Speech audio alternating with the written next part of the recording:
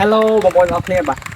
ថ្ងៃនេះខ្ញុំចង់សួរថានៅពេលដែលមិត្តភក្តិបងប្អូនឬក៏នរណាម្នាក់បាទសួរលេខមិត្តភក្តិឬក៏សួរលេខម្នាក់ទៀតនៅក្នុងទូរស័ព្ទរបស់អ្នកតើបងប្អូនគិតថាចង់ទៅមើលនៅឈ្មោះទូរស័ព្ទគាត់ហើយចាំ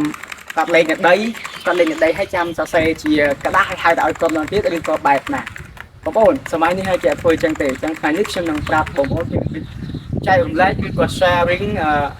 phone number ឬក៏លេខទូរស័ព្ទមិត្តភក្តិបងប្អូនឬក៏នរណាម្នាក់ដែលបងប្អូនចង់ឲ្យទៅកាន់ដៃគូម្ខាងទៀតតាម QR ឬក៏ QR scanner ម្ដងអញ្ចឹងគេអាច scan តាម QR ក៏បានតាម card ក៏បានឬក៏តាមឈ្មោះដែលគេចុចចូលព្រឹបមកមិនបាច់ឲ្យហៅលេខអូ0ម៉ានតាមនៅដីចាំហៅអូខេអញ្ចឹងទៅធ្វើជាមួយនឹងបងប្អូនទាំងអស់គ្នាហើយបងប្អូនដើម្បីទទួលបានវីដេអូថ្មីៗកុំភ្លេចជួយចុច subscribe ដូចជាសញ្ញានេះប៉ុណ្ណឹងដើម្បីទទួលបានវីដេអូថ្មីៗពី channel សារៈ local បន្តទៀតអូខេបងប្អូនទៅជាមួយនឹងបងប្អូនទាំងអស់គ្នាអូខេបងមកជាដំបូងចូលមកការហៅទូរស័ព្ទមកអូខេជាធម្មតាយើងតែងតែចុចលេខគេបាទចុចលេខគេឬមួយក៏ចុចកន្ទុយលេខគេដែលថាលេខគេ3 17 4 16ដូចលេខខ្ញុំយើងនេះចុចទៅវាចេញឈ្មោះចេញអីមកចង្ការវាអត់ចេញទេដោយសារតែលេខនេះមានន័យច្រើនបាទលេខហ្នឹងវាមានច្រើនណា4 16កន្ទុយខុសលេខខុសអីទៅវាមានច្រើនអញ្ចឹងទី2បងប្អូនមកចុចកន្លែងនេះអូខេបងប្អូនមកចុចកន្លែងនេះដើម្បីរកឈ្មោះបាទបើឈ្មោះយើងមានច្រើនយើងអ្នករកស៊ីអីផ្សេងយើងដូចយើងខ្ញុំដៃអខ្ញុំមានលេខអ្នកចម្រៀងច្រើនអញ្ចឹងពិបាករកអញ្ចឹងបងប្អូនមានពិបាកទៀតទេគ្រាន់បងប្អូនផ្សេងរកឈ្មោះទៅអីចុចលេខទៅអីនេះបងប្អូនក៏មកចុចកន្លែងនេះមកអូខេចុចកន្លែងហ្នឹងមកសរសេរអក្សរមកឥឡូវឈ្មោះដែលបុគ្គលដែលយើងដាក់យើងចង់ដាក់ឈ្មោះអ្នកណាឥឡូវដូចហើយដាក់ឈ្មោះបងសាបងណាបងតៃបងអីចឹងទៅតាមយើងតែយើងវាយបងតៃជាងការវាអត់ចេញទេយើងវាយត្រឹមបងបានហើយឥឡូវយើងចង់រកពាក្យក្នុងបងអូខេចង់រកពាក្យក្នុងពាក្យបងខ្ញុំសុំសរសេរសិននេះគ្រាន់តែបងប្អូនសរសេរពាក្យថាបងហ្នឹងគឺវាចេញមកកណ្ដោហើយបងប្អូនកុំចុចកន្លែងខ្វែងហ្នឹងបើកន្លែងហ្នឹងមកវាលុបវិញហើយអញ្ចឹងបងប្អូនមករកបងណាដែលយើងចង់បានអូខេមានបងច្រើនណាស់ឥឡូវខ្ញុំសុំយករូបបងនិតចុះនេះបងនិតប្ររទេច្រើននេះអញ្ចឹងជាធម្មតាបងប្អូនឃើញអាកន្លែងនេះអាកន្លែងហ្នឹងអញ្ចឹងបងប្អូនគួរតែសម្អាតវាទៅដើម្បីកុំឲ្យទូរស័ព្ទយើងវាគៀងព្រោះអីយើងទេចេញទេចូលវាគួរតែសម្អាតវាសិនឥឡូវយើងចុចកន្លែងសម្អាតនេះមកអាហ្នឹងនេះអាកន្លែងហ្នឹងមានន័យថាយើងទេទៅគេប្រហែលនាទីម៉ោងប៉ុន្មានទេថ្ងៃណាយើងទៅអូខេយើងចុចសម្អាតមកអូខេអញ្ចឹង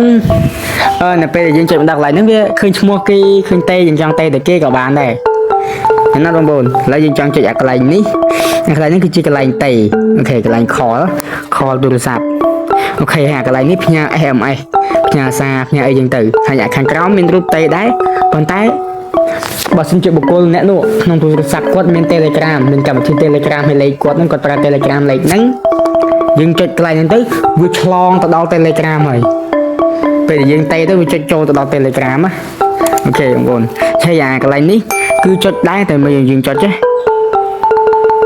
នេះឃើញអត់បងប្អូនពេលយើងចុចទៅវាផ្ញើសារដែរប៉ុន្តែវាមកផ្ញើសារក្នុង Telegram យើងទៅវិញអូខេយើងថយវិញមកហ្នឹងហើយចុះបើយើងចង់copy លេខគាត់យើងមកចុចយើងចង់កែសម្រួលឈ្មោះកែអីយើងចុចកន្លែងនេះមកហើយនេះក៏យើងអាចកែសម្រួលឈ្មោះគាត់កែអីយើងឲ្យយើងសេវសារថ្មីយើងសេឈ្មោះខុសឈ្មោះអីចឹងទៅអញ្ចឹងយើងថយមកក្រៅវិញតបមកគឺបងប្អូនមកចុចត្រី3នេះមើលមើលឲ្យបងប្អូននៅចាំអាសញ្ញាចុច3ហ្នឹងមានថាវាមានអីពិសេសទៀតហើយអញ្ចឹងអាកន្លែងត្រី3បងប្អូនចុចមកមានលេខផ្លូវកាតមានសំណប់មានចែករំលែកមានកំណត់ស្នេរោមានរាំងខ្ទប់មាន delete contact ហ្នឹងហើយអញ្ចឹងនៅពេលដែលគេសួរយើងថាលេខទៅឧទាហរណ៍លេខនេះលេខណាណៃឲ្យអញតិចមើលឲ្យខ្ញុំតិចមើលអញ្ចឹងបងប្អូនថាអូចាំសរសេរចាំទៅមើលទៅឆែកមើលគូសនៅដីគូអីគូសនៅក្តារឲ្យបញ្ហៅឲ្យគេតាមក្រោយសូនមិនបាច់ធ្វើចឹងទេបងប្អូនគ្រាន់តែចុចកន្លែងចែករំលែកនេះមកនេះឃើញអត់នៅពេលដែលបងអូនចែករំលែកវាចេញ QR អញ្ចឹង QR ហ្នឹងយើងចង់ថត QR ហ្នឹងហើយចាំផ្ញើទៅឲ្យគេតាមឆាតក៏បានតែបើធ្វើអញ្ចឹងវាមិនពេញ memory ទូរស័ព្ទយើងអញ្ចឹងវាមាន save ជាអក្សរនិង save ជា card ហើយអាកន្លែងនេះគឺ scan QR ដើម្បីបន្ថែមតំណែងអញ្ចឹងទៅអញ្ចឹងបើកាលណាយើង save ជា QR អញ្ចឹងយើង save ជា QR ទៅ save ជាអក្សរយកដាលនេះសិនមកយើង save ជាអក្សរហ្នឹងវាចេញបែបយើងចុចមកនេះឃើញវាឲ្យចែកម្លែកអញ្ចឹងយើងចែកម្លែកទៅណាយើងមើលសិនឥឡូវខ្ញុំចែករំលែកទៅឆាតចុះ Messenger អូខេនេះខ្ញុំអត់វាចេញបែបហ្នឹងឥឡូវខ្ញុំសុំមើលឈ្មោះអ្នកដែលខ្ញុំចង់ផ្ញើអញ្ចឹងខ្ញុំផ្ញើទៅបងយុទ្ធអង្រេសម័យចុះអូខេខ្ញុំផ្ញើទៅគាត់អញ្ចឹងយើងទៅមើលនៅឆាតទាំងអស់គ្នាពេលដែលយើងផ្ញើទៅវាចេញបែបម៉េចហើយយើងមិនបាច់មើលទេខ្ញុំអាចចាំខ្ញុំឲ្យមើលក្រោយអញ្ចឹងវាផ្ញើវាចេញបែបអញ្ចឹងចុះយើងចុចកន្លែងហ្នឹងម្ដងទៀតកន្លែងចែករំលែកម្ដងទៀតអូខេកន្លែងចែករំលែកម្ដងទៀតវាមាន save ជា card អញ្ចឹង save ជា card ខាងក្រោមគេទាំងអស់នេះយើងអាចផ្ញើទៅជា Telegram វាទៅទាំងរូបទាំងអីក៏មិនដឹងចាំមើលយើងផ្ញើសិនឥឡូវខ្ញុំផ្ញើទៅ Telegram ម្ដងអូខេហើយខ្ញុំរកឈ្មោះបាទផ្ញើទៅបាទ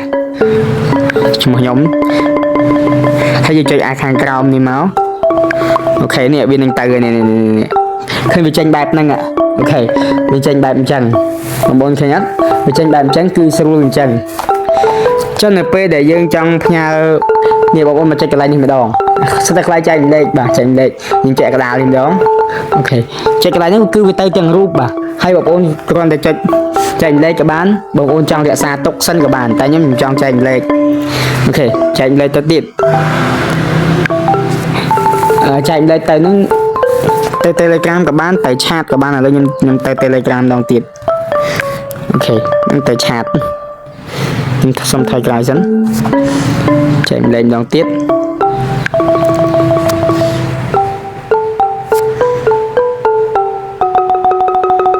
ខ្ញុំដាក់ទៅ Telegram អូខេហើយខ្ញុំដាក់ឈ្មោះខ្ញុំដដែលហើយយើងផ្ញើអានេះផ្ញើទៅវាដូចចេញជារូបថតបងប្អូននេះវាចេញជារូបថតឃើញអត់ចុចមិនក៏មិនទៅដែរប៉ុន្តែវាចេញរូបថតជាឈ្មោះឲ្យយើងទុកមើលពេលក្រោយទៀតយើងអាច save ទុកមើលឈ្មោះម្នាក់ហ្នឹងគេថាមានរូបនេះមុនមកវាថាគេហើយមាន QR យើងអាចយកទៅ scan ពេលយើង scan មកវាចេញលេខហើយចុះឲ្យយើងផ្ញើជា card ជាកាតជាអីនេះពាក្យនេះពេលដែលយើងចុចទៅយើងចុចផ្អាប់បាទយើងចុចតែអត់កើតទេយើងចុចផ្អាប់មកអូខេបងប្អូនយើងចុចផ្អាប់មកហើយយើងចុចអាកន្លែងខ្មៅនេះQQ សសអីគេនេះខ្ញុំដឹងហើយចុចម្ដងទៀតចុចកន្លែងហ្នឹងម្ដងទៀតទៅវាចេញហើយវាមានសញ្ញា copy ពេលបងប្អូន copy បងប្អូនយកលេខនេះទៅផាសផ្ញើឲ្យអ្នកណាក៏បានហើយឬមួយក៏បងប្អូនចុចសញ្ញា call នេះហ្នឹងហើយបងប្អូនចុច call ទៅនេះឃើញលេខហ្នឹងវាមកដល់កន្លែងយើងតែម្ដងយើងចុចតែព្រុចទៅវាបានហើយចុះផ្ញើជាឆាតមិញផ្ញើជាឆាតបងប្អូនគាត់ចូលមកឆាតមកឲ្យមើលឈ្មោះនេះមកខាងលើខ្ញុំផ្ញើមកមិញហ្នឹងគឺវាមានជាអក្សរអូខេឈ្មោះអ្នកណាហើយលេខប្រមាណហើយបងប្អូនគ្រាន់តែដល់ពេលដែលបងប្អូនផ្ញើទៅគេគ្រាន់តែគេចុចលើលេខហ្នឹងប៉ក់ចាំមើលចុចណានេះវានឹងមកដល់កន្លែងតេដូចគ្នាឃើញអត់បងប្អូនស្រួលមែនតើបាទអញ្ចឹងវីដេអូបងប្អូនគឺមានតែប៉ុណ្្នឹងទេបាទបងប្អូនអញ្ចឹងបងប្អូនបើពេញចិត្តវីដេអូបងប្អូនជួយចុច Subscribe ដូចជាសញ្ញារូបកណ្ដឹងដើម្បីទទួលបានវីដេអូថ្មីពី Channel សារៈ Vlogger ម្ដងទៀតអូខេបងប្អូនជួបគ្នានៅពេលវេលាក្រោយដូចជាឱកាសក្រោយបាយបាយ